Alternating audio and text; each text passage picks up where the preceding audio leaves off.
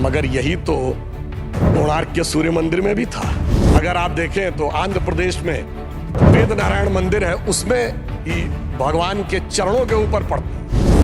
कोल्हापुर में महालक्ष्मी का मंदिर है महाराष्ट्र में, उसमें 3 दिन के लिए एक महीने अक्सर आते हैं तो देवी के मस्तक से लेकर चरणों तक चले जाते हैं। पूछिए साहब, अगर विज्ञान नहीं था तो उस जमाने में इतना सटीक कैलकुलेशन कैसे हुआ? मुझे लगता है दुनिया में कोई धर्म संस्कृति ऐसी नहीं होगी जो इस प्रकार का करने की क्षमता रखती हो।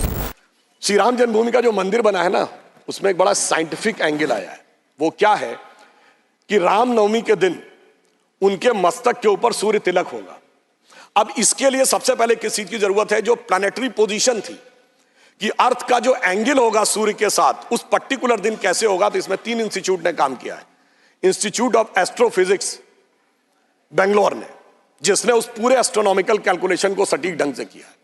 दूसरा है central building research institute Roorkee, जिसने कि उसकी व्यवस्था बनाने का काम किया। और तीसरी एक प्राइवेट कंपनी है जिसने वो कॉन्वेक्स लेंसेस के थ्रू कैसे वो अंदर आएगा और ठीक उसी बिंदु के ऊपर उस दिन केंद्रित होगा, ये व्यवस्था की है।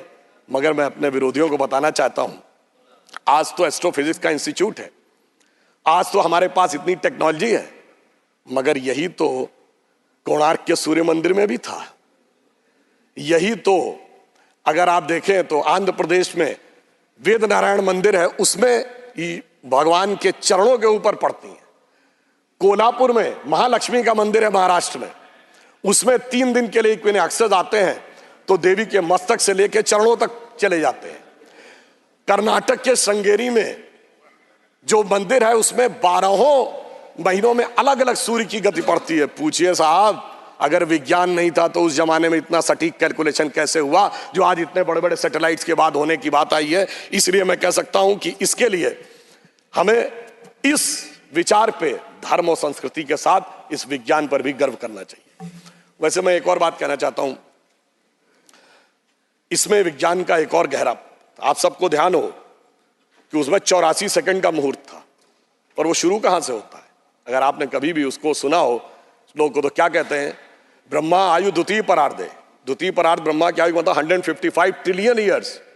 वैसे बिग बैंग थ्योरी कहती है कि 14 बिलियन ईयर पहले दुनिया बनी। तो मैं बता देना चाहता हूं कि जेम्स वेब टेलीस्कोप ने जो नई फाइंडिंग की है उसमें बहुत सी गैलेक्सीज ऐसी आई हैं जो 14 बिलियन से आगे की आ रही हैं। तो now that theory has become debatable.